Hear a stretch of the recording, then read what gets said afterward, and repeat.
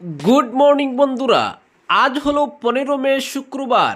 আজকের সকালের বিশেষ বিশেষ খবর হলো আসামের মুখ্যমন্ত্রী হিমন্ত বিশ্ব শর্মা ও তার স্ত্রী রেনিকি বুইয়া শর্মাকে ঘিরে ওঠা বিতর্কের মামলায় বৃহস্পতিবার ফের প্রায় 10 ঘন্টারও বেশি সময় ধরে জেরার মুখোমুখি হলেন কংগ্রেস নেতা পবন খেরা।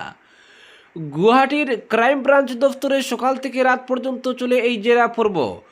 তদন্ত শেষে তাকে আগামী 24 মে ফের হাজিরা দেওয়ার নির্দেশ দেওয়া হয়েছে বলে জানা গিয়েছে। তবে বিভিন্ন সূত্রে খবর, জেরার মুখে প্রদেশ কংগ্রেস সভাপতি গৌরব গগৈর নাম উল্লেখ করেছেন পবন খেরা। সূত্রের দাবি, খেরা তদন্তকারী অফিসারদের জানিয়েছেন যে গৌরবী তাকে বিভিন্ন ধরনের নথিপত্র সরবরাহ করেছিলেন। ফলে মনে করা হচ্ছে এই মামলায় এবার তদন্তের আওতায় আসতে পারেন যোরহাটের সাংসদ গৌরব গগৈও। মুখ্যমন্ত্রী ও তার স্ত্রীর অভিযোগের ভিত্তিতেই পবন খেরার বিরুদ্ধে তদন্ত শুরু করা হয়েছে। সম্প্রতি খেরা দাবি করেছিলেন যে মুখ্যমন্ত্রী হিমন্ত বিশ্ব শর্মার স্ত্রী রেনিকি বুইয়া শর্মার একাধিক পাসপোর্ট রয়েছে এবং বিদেশে এমন কিছু সম্পত্তি রয়েছে যার উল্লেখ সরকারি নথিতে নেই। এই মন্তব্যকে কেন্দ্র করেই দায়ের হয় একাধিক মামলা। সূত্রের খবর, দীর্ঘ জেরার সময় তাকে কংগ্রেস নেতা রাহুল গান্ধী সহ দলের আরও কয়েকজন শীর্ষ নেতার নাম বলার জন্য চাপ দেওয়া হয়। যদিও এই অভিযোগ নিয়ে এখনো পর্যন্ত সরকারিভাবে কোনো মন্তব্য করা হয়নি। দীর্ঘ জেরা শেষে সংবাদ মাধ্যমের মুখোমুখি হয়ে পবন খেরা বলেন, আমি তদন্তে পূর্ণ সহযোগিতা করেছি, আইন অনুযায়ী যা যা প্রয়োজন সবই করছি। তিনি আরও জানান, তদন্তকারী অফিসাররা তাকে আগামী 24 মে ফের হাজির হতে বলেছেন। অপরদিকে প্রবল ঝড় ও ভারী বৃষ্টিতে বিপর্যস্ত উত্তরপ্রদেশের বিস্তীর্ণ এলাকা। বুধবার বিকেল থেকে অযোধ্যা, বারাণসী, গাজিয়াবাদ সহ অন্তত 30টি জেলা প্রাকৃতিক দুর্যোগের কবলে পড়েছে। কোথাও ঘন্টায় 60 থেকে 70 কিলোমিটার বেগে ঝড় বয়ে গিয়েছে, কোথাও আবার হয়েছে প্রবল বর্ষণ ও শিলাবৃষ্টি। গত 24 ঘন্টায় রাজ্য জুড়ে অন্তত 111 জনের মৃত্যুর খবর মিলেছে। আহত হয়েছেন বহু মানুষ। প্রশাসনের আশঙ্কা, মৃতের সংখ্যা আরও বাড়তে পারে। জোড়ো হাওয়ায় বহু জায়গায় গাছ ও বিদ্যুতের খুঁটি উপড়ে পড়ায় যোগাযোগ ব্যবস্থা মারাত্মকভাবে ব্যাহত হয়েছে। ক্ষতিগ্রস্ত হয়েছে অসংখ্য বাড়িঘর ও যানবাহন। রাজ্য প্রশাসন সূত্রে খবর, সবচেয়ে বেশি ক্ষয়ক্ষতি হয়েছে প্রয়াগরাজ ও বাদোহী জেলায়। প্রয়াগরাজে 21 জন এবং বাদোহীতে 20 জনের মৃত্যুর খবর পাওয়া গিয়েছে। এছাড়া মির্জাপুরে 19, ফতেহপুরে 11 জন, সন্ত রবিদাসনগরে 16, উন্না ও বদায়ুনে 6 জন করে, বরেলি ও প্রতাপগড়ে 4 জন করে এবং সীতাপুর, রায়বেরেলি ও চন্দৌলিতে 2 জন করে প্রাণ হারিয়েছেন। জানা গেছে কানপুর দেহাত, হরদই ও সম্বলে 2 জন প্রাণ হারিয়েছেন। বাদোহীর সূর্যবাহান এলাকায় হৃদয় বিদারক দুর্ঘটনায় একটি বাড়ির উপর গাছ ভেঙে পড়ে একই পরিবারের 4 জনের মৃত্যু হয়েছে। মৃতদের মধ্যে রয়েছেন এক মহিলা ও তার 3 মেয়ে। ঘটনায় গভীর শোক প্রকাশ করেছে রাজ্য সরকার। মুখ্যমন্ত্রী যোগী আদিত্যনাথ ক্ষতিগ্রস্ত পরিবারগুলিকে আর্থিক সহায়তার আশ্বাস দিয়েছেন। অপরদিকে আসাম সরকারের নতুন মন্ত্রিসভার দপ্তর বন্টনের ঘোষণা করা হয়েছে। মুখ্যমন্ত্রীর কার্যালয় থেকে জারি করা এক বিজ্ঞপ্তিতে বিভিন্ন মন্ত্রীর হাতে গুরুত্বপূর্ণ বিভাগের দায়িত্ব তুলে দেওয়া হয়েছে। বিজ্ঞপ্তি অনুযায়ী অজন্তা নিয়োগকে পর্যটন বিভাগের পাশাপাশি মহিলা ও শিশু উন্নয়ন বিভাগের দায়িত্ব প্রদান করা হয়েছে। অতুল বোরা পঞ্চায়েত ও গ্রাম উন্নয়ন, আবগারি, অসম চুক্তি বাস্তবায়ন এবং সীমান্ত সুরক্ষা ও উন্নয়ন বিভাগের দায়িত্ব অর্পণ করা হয়েছে। এদিকে রামেশ্বর তেলিকে শ্রম কল্যাণ, রূপান্তর ও উন্নয়ন, পাশাপাশি চা জনজাতি ও আদিবাসী কল্যাণ বিভাগের দায়িত্ব দেওয়া হয়েছে।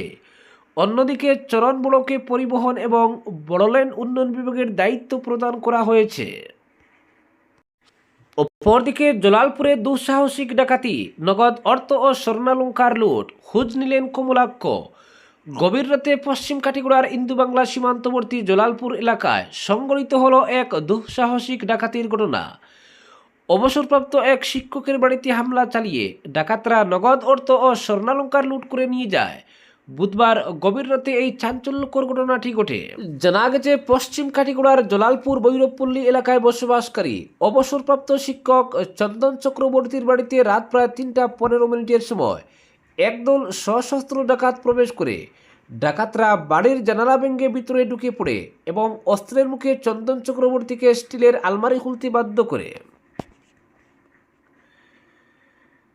ডাকাতরা আলমারি থেকে নগদ টাকা, চন্দনবাবুর স্ত্রী নন্দা চক্রবর্তীর একটি সোনার নেকলেস, কানের দুল সহ বিপুল পরিমাণ স্বর্ণালঙ্কার লুট করে নিয়ে যায়।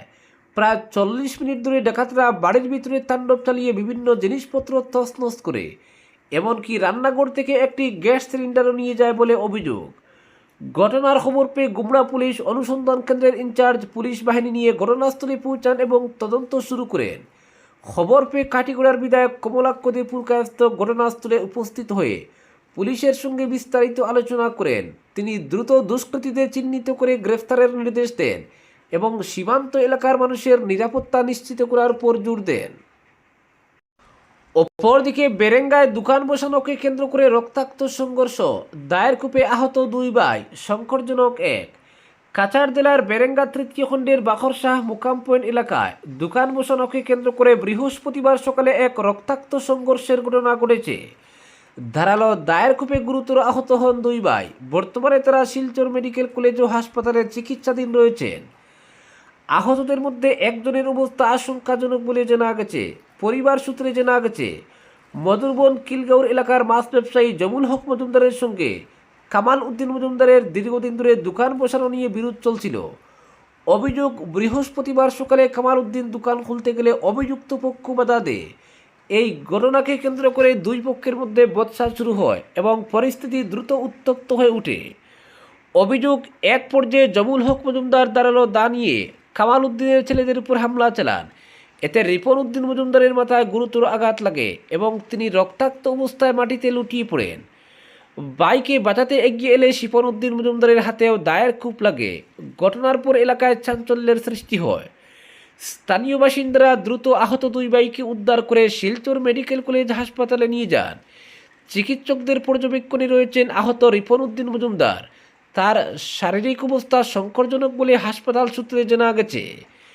এদিকে ঘটনার পর শিলচর সদর থানায় লিখিত অভিযোগ দায়ের করেছে আহতদের পরিবার ও স্থানীয় বাসিন্দাদের দাবি, ঘটনার নিরপেক্ষ তদন্ত করে অভিযুক্তদের বিরুদ্ধে কঠোর আইনি ব্যবস্থা গ্রহণ করা হোক। অপরদিকে কাছাড় জেলার জিরিঘাট এলাকায় পুলিশের সঙ্গে সংঘর্ষে নিহত হলো এক মাদক মাফিয়া। বুধবার রাতে বোমাপুঞ্জি এলাকায় পুলিশের অভিযানের সময় এনকাউন্টারে সাইলেন্ট ডঙ্গল নামে এক যুবকের মৃত্যু ঘটে। পুলিশের দাবি, নিহত ব্যক্তি নিষিদ্ধ জঙ্গি সংগঠন ইউকেএন এর সক্রিয় সদস্য। বৃহস্পতিবার সংবাদ মাধ্যমের সঙ্গে কথা বলতে গিয়ে কাছাড় জেলার senior police super Sanjib Saikia জানান, কয়েকদিন আগে জিরিঘাট এলাকায় মাদক চক্রের গুলিতে পুলিশ কর্মী শরীফ হোসেন কাজী গুরুতর আহত হন। ওই ঘটনার পর থেকেই এলাকায় জোরদার তল্লাশি ও অভিযান চলছিল। পুলিশ সূত্রে জানা গেছে, বুধবার রাতে জিরিঘাটের বোমাপুঞ্জি এলাকায় অভিযানে গেলে মাদক মাফিয়াদের সঙ্গে পুলিশের গুলির লড়াই শুরু হয়। সংঘর্ষের সময় গুলিবিদ্ধ হয়ে সাইলেন্ট ডঙ্গলের মৃত্যু হয়। এনকাউন্টারের ঘটনায় নবজিৎ তাঁতি এবং সন্তোষ বিশ্বাস নামে 2 পুলিশ কর্মীও গুরুতর আহত হয়েছেন। আহতদের উদ্ধার করে শিলচর মেডিকেল কলেজ ও হাসপাতালে ভর্তি করা হয়েছে। অপরদিকে আসাম পুলিশ ও বিএসএফের যৌথ অভিযানে ফের ব্যর্থ হল অবৈধ অনুপ্রবেশের চেষ্টা। গভীর রাতে পরিচালিত বিশেষ অভিযানে 12 জন অবৈধ অভিবাসীকে আটক করে সীমান্ত পেরিয়ে নিজ দেশে ফেরত পাঠানো হয়েছে। সরকারের পক্ষ থেকে স্পষ্ট জানানো হয়েছে, আসামের ভূমি, সংস্কৃতি ও জনসংখ্যাগত ভারসাম্য রক্ষায় প্রশাসন সর্বদা কঠোর অবস্থানে রয়েছে। অবৈধ অভিবাসন ও জোরপূর্বক জনসংখ্যাগত পরিবর্তনের যে কোনো প্রচেষ্টার বিরুদ্ধে ভবিষ্যতেও কঠিনতম অভিযান অব্যাহত থাকবে বলেও জানানো হয়েছে। বুধবার রাত প্রায় 12:20 আসাম পুলিশ ও বিএসএফের যৌথ তৎপরতায় অনুপ্রবেশের একটি বড় চেষ্টা ব্যর্থ হয়। সীমান্ত এলাকায় নজরদারি চালিয়ে 12 জন অবৈধ অনুপ্রবেশকারীকে আটক করা হয় এবং পরে তাদের ফেরত পাঠানো হয়। সরকার পুনরায় জানিয়েছে, অবৈধ অভিবাসনের প্রশ্নে আসামের নীতি একেবারেই স্পষ্ট, জিরো টলারেন্স। সীমান্ত সুরক্ষা ও রাজ্যের জনসংখ্যাগত ভারসাম্য বজায় রাখতে ভবিষ্যতেও এ ধরনের অভিযান আরও জোরদার করা হবে। অপরদিকে হাইলাকান্দি জেলার লাতানার পুলিশের বিশেষ অভিযানে উদ্ধার হলো সন্দেহজনক হেরোইন। নির্ভরযোগ্য সূত্রের ভিত্তিতে পরিচালিত অভিযানে 2 ব্যক্তিকে গ্রেপ্তার করেছে পুলিশ। জানা গেছে, রাজ্যেশ্বরপুর 7ম খণ্ডের বাসিন্দা 19 বছর বয়সের হাবিজুর রহমান ও 30 বছর বয়সের দিলওয়ার হোসেন লস্করকে আটক করা হয়। অভিযানের সময় তারা একটি স্কুটি নিয়ে চলাচল করছিলেন। তল্লাশি চালিয়ে পুলিশ স্কুটির সিটের স্টোরেজ কম্পার্টমেন্টের নিচে অত্যন্ত কৌশলে লুকিয়ে রাখা প্রায় 10 গ্রাম সন্দেহজনক হেরোইন উদ্ধার করে পরে ঘটনাস্থল থেকেই 2 জনকে গ্রেপ্তার করে থানায় নিয়ে যায় পুলিশ। ঘটনার পর এলাকায় ব্যাপক চাঞ্চল্যের সৃষ্টি হয়েছে। পুলিশ জানিয়েছে উদ্ধার হওয়া মাদকদ্রব্য পরীক্ষার জন্য পাঠানো হবে এবং এই ঘটনার সঙ্গে জড়িত অন্য কারো সংশ্লিষ্টতা রয়েছে কিনা তা খতিয়ে দেখা হচ্ছে। আজকের বিশেষ সংবাদ এখানেই সমাপ্ত।